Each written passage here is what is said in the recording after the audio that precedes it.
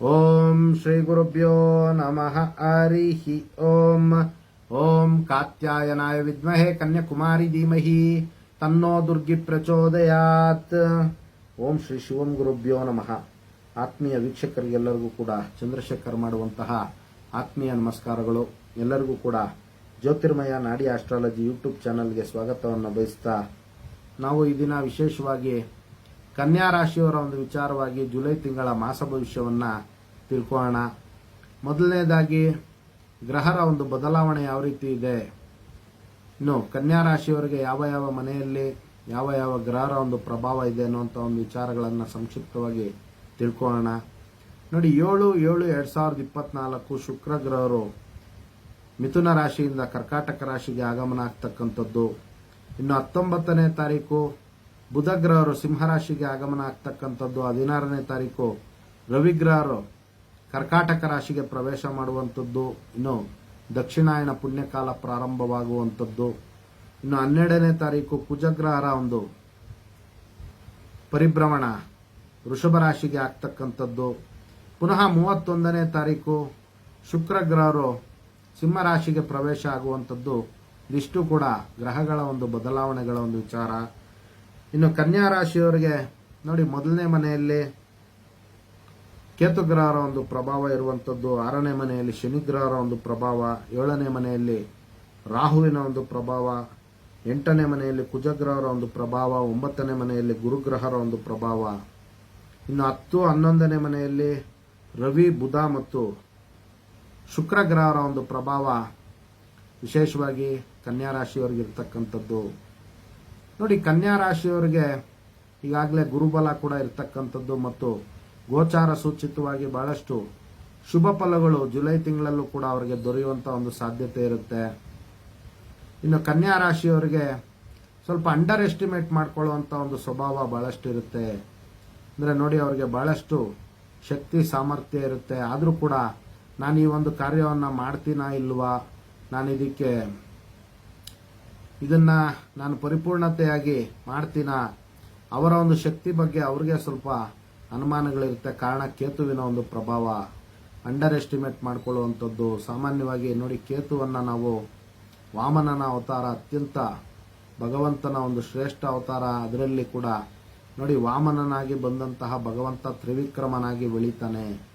ಆದ್ರಿಂದ ಕೇತುವಿನ ಒಂದು ಪ್ರಭಾವ ಇದ್ರೂ ಕೂಡ ಅವ್ರಿಗೆ ಬಹಳಷ್ಟು ಅಗಾಧವಾದಂತಹ ಒಂದು ಶಕ್ತಿ ಇರುತ್ತೆ ಅನ್ನುವಂಥ ಒಂದು ವಿಚಾರವನ್ನ ನಾವು ತಿಳ್ಕೊಳ್ಬೇಕಾಗುತ್ತೆ. ಆದ್ರಿಂದ ಕನ್ಯಾ ರಾಶಿಯವರು ಈ ಒಂದು ಸಂದರ್ಭದಲ್ಲಿ ಅಂಡರ್ ಎಸ್ಟಿಮೇಟ್ ಮಾಡ್ಕೊಳ್ಳಿಕ್ಕೆ ಹೋಗಬಾರ್ದು ಕೇತುವಿನ ಒಂದು ಪ್ರಭಾವದಿಂದ. ನೋಡಿ, ವಿಶೇಷವಾಗಿ ಕನ್ಯಾ ರಾಶಿಯವರಿಗೆ ವೈವಾಹಿಕ ವಿಚಾರಗಳಲ್ಲಿ ಬಹಳಷ್ಟು ಅನುಕೂಲಗಳಾಗುವಂತ ಒಂದು ಸಾಧ್ಯತೆಗಳು ಜುಲೈ ತಿಂಗಳಲ್ಲಿ ಇರತಕ್ಕಂಥದ್ದು. ಇನ್ನು ಹೊಸದಾಗಿ ವಿವಾಹ ಪ್ರಯತ್ನಗಳನ್ನು ಮಾಡ್ತಾ ಇರೋರಿಗೂ ಕೂಡ ಬಹಳಷ್ಟು ಅನುಕೂಲಗಳು ಮತ್ತು ಅವಕಾಶಗಳು ಬರುವಂಥದ್ದು.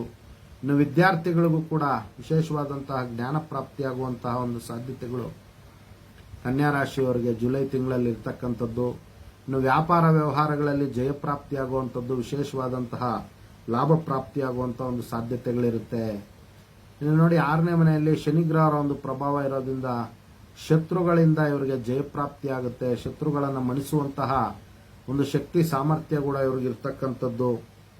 ಇನ್ನು ಆದ್ರೆ ಕನ್ಯಾ ರಾಶಿಯವರು ನೋಡಿ, ಯಾವ ಒಂದು ವಿಚಾರದಲ್ಲಿ ಮಿಶ್ರಫಲ, ನೋಡಿ ಅವರ ದಂಪತಿಗಳ ಒಂದು ವಿಚಾರದಲ್ಲಿ ಸ್ವಲ್ಪ ಎಚ್ಚರಿಕೆಯನ್ನು ವಹಿಸಬೇಕಾಗುತ್ತೆ. ಕಾರಣ ಏನು ಅಂತಂದ್ರೆ, 7ನೇ ಮನೆಯಲ್ಲಿ ರಾಹು ಗ್ರಹರ ಒಂದು ಪ್ರಭಾವ ಇರೋದ್ರಿಂದ ಸ್ವಲ್ಪ ಕನ್ಫ್ಯೂಸ್ ಆಗುವಂಥದ್ದು ಅಥವಾ ಪರಸ್ಪರ ಅನುಮಾನಗಳು ಬರುವಂಥದ್ದು. ಇನ್ನು ಪದೇ ಪದೇ ರಿಪೀಟೆಡ್ ಮಿಸ್ಟೇಕ್ಸ್ ಅನ್ನ ಮಾಡುವಂಥದ್ದು, ಕಲಹ ಪ್ರಾಪ್ತಿಯಾಗುವಂತ ಒಂದು ಸಾಧ್ಯತೆಗಳಿರುತ್ತೆ. ಆದ್ರಿಂದ ಈ ಒಂದು ವಿಚಾರಗಳಲ್ಲಿ ಸೌಮ್ಯ ರೀತಿಯಿಂದ ವರ್ತಿಸಬೇಕು. ಕೌಟುಂಬಿಕ ವಿಚಾರಗಳು ಮತ್ತು ಪಾರ್ಟ್ನರ್ಶಿಪ್ ಬಿಸ್ನೆಸ್ ಯಾರ್ಯಾರು ಮಾಡ್ತಾ ಇರ್ತಾರೆ ಅವರು ಸ್ವಲ್ಪ ಎಚ್ಚರಿಕೆಯನ್ನ ವಹಿಸಬೇಕಾಗುತ್ತೆ. ಒಟ್ಟಾರೆ ಜುಲೈ ತಿಂಗಳಲ್ಲಿ ನೋಡಿ, 11ನೇ ಮನೆ ಮತ್ತು 10ನೇ ಮನೆಯಲ್ಲಿ ರವಿ ಮತ್ತು ಬುಧ ಶುಕ್ರ ಗ್ರಹರ ಒಂದು ಅಸ್ತಿತ್ವ ಇರೋದ್ರಿಂದ ನೋಡಿ, ಪುರುಷ ಜಾತಕರಾದ್ರೆ ಸ್ತ್ರೀಯರಿಂದ ಅತ್ಯಂತ ಲಾಭ ಆಗ್ತಕ್ಕಂಥದ್ದು, ವಿಶೇಷವಾಗಿ ಅವರ ಒಂದು ಸಂಗಾತಿಯಿಂದ ಲಾಭ ಆಗ್ತಕ್ಕಂಥ ಒಂದು ಸಾಧ್ಯತೆಗಳು. ಮನೆತನದ ಸ್ತ್ರೀಯರು, ಅಕ್ಕ ತಂಗಿ ಮತ್ತು ಅತ್ತೆ ತಾಯಿ, ಈ ರೀತಿ ಹೆಣ್ಣು ಮಕ್ಕಳಿಂದ, ಮನೆತನದ ಸ್ತ್ರೀಯರಿಂದ ವಿಶೇಷವಾದಂತಹ ಒಂದು ಲಾಭ ಪ್ರಾಪ್ತಿಯಾಗುವಂಥದ್ದು, ಅವರ ಒಂದು ಸಹಾಯ ಸಹಕಾರಗಳಿಂದ ಇವರಿಗೆ ಅನುಕೂಲಗಳಾಗುವಂಥ ಒಂದು ಸಾಧ್ಯತೆ ಇರುತ್ತೆ. ಇನ್ನು ಸರ್ಕಾರದ ವಿಚಾರಗಳಲ್ಲಿ ಇವರ ಕೆಲಸಗಳು ಹಿನ್ನಡೆ ಆಗಿದ್ದಂಥ ಪಕ್ಷದಲ್ಲಿ ಜುಲೈ ತಿಂಗಳಲ್ಲಿ ಪುನಃ ಅವರಿಗೆ ಮುಂದುವರಿಯುವಂಥ ಒಂದು ಸಾಧ್ಯತೆಗಳಿರುತ್ತೆ. ಇನ್ನು ಭೂಮಿ ವಿಚಾರಗಳಲ್ಲಿ ಅತ್ಯಂತ ಲಾಭ ಪ್ರಾಪ್ತಿಯಾಗುವಂಥ ಒಂದು ಸಾಧ್ಯತೆಗಳು ಅತಿ ಹೆಚ್ಚಾಗಿರ್ತಕ್ಕಂಥದ್ದು. ಇನ್ನು ಎಜುಕೇಷನ್ ಇನ್ಸ್ಟಿಟ್ಯೂಟ್ಸ್ ನಡೆಸ್ತಾ ಇರ್ತಕ್ಕಂಥ ಕನ್ಯಾ ರಾಶಿಯ ಜಾತಕರಿಗೆ ಒಳ್ಳೆಯ ಆರ್ಥಿಕವಾಗಿ ಅಭಿವೃದ್ಧಿ ಆಗುವಂಥದ್ದು. ಧಾರ್ಮಿಕ ಕೇಂದ್ರಗಳನ್ನು ನಡೆಸ್ತಾ ಇರ್ತಕ್ಕಂತಹ ಕನ್ಯಾ ರಾಶಿಯ ಜಾತಕರಿಗೆ ಒಳ್ಳೆಯ ಅನುಕೂಲಗಳಾಗುವಂಥ ಒಂದು ಸಾಧ್ಯತೆಗಳು ಅತಿ ಹೆಚ್ಚಾಗಿರುತ್ತೆ.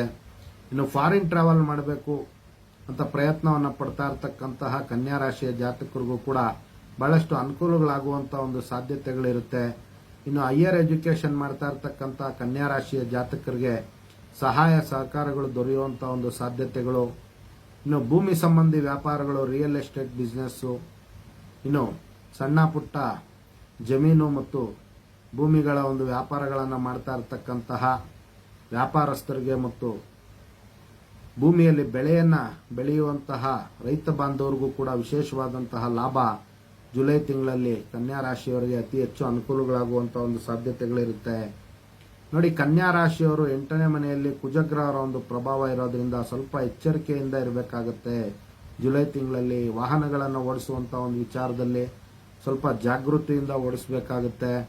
ಕುಜ ಕಾರಣ ಆಕ್ಸಿಡೆಂಟ್ಗೂ ಕೂಡ ಆಗುವಂತ ಒಂದು ಸಾಧ್ಯತೆಗಳು, ಬಹಳಷ್ಟು ಕೋಪ ಬರುವಂತದ್ದು.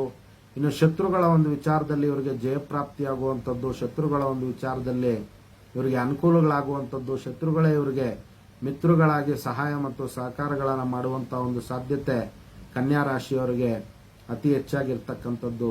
ಇದಿಷ್ಟು ಕೂಡ ಸಂಕ್ಷಿಪ್ತವಾಗಿ ಕನ್ಯಾ ರಾಶಿಯವರ ಜುಲೈ ತಿಂಗಳ ಮಾಸ ಭವಿಷ್ಯ ಆಗಿರ್ತಕ್ಕಂಥದ್ದು. ಎಲ್ಲರಿಗೂ ಕೂಡ ಜಗನ್ಮಾತೆಯ ಒಂದು ದಿವ್ಯ ಆಶೀರ್ವಾದ ಇರಲಿ ಅಂತ ಮತ್ತೊಮ್ಮೆ ನನ್ನ ಆರಾಧ್ಯ ದೇವತೆ ಲಲಿತಾಂಬಿಕೆಯ ಬಳಿ ಪ್ರಾರ್ಥನೆ ಸಲ್ಲಿಸುತ್ತಾ, ಸರ್ವೇ ಜನಃ ಸುಖಿನೋ ಭವಂತು, ಸಮಸ್ತ ಸನ್ಮಂಗಳಾನಿ ಭವಂತು, ಶುಭಮಸ್ತು.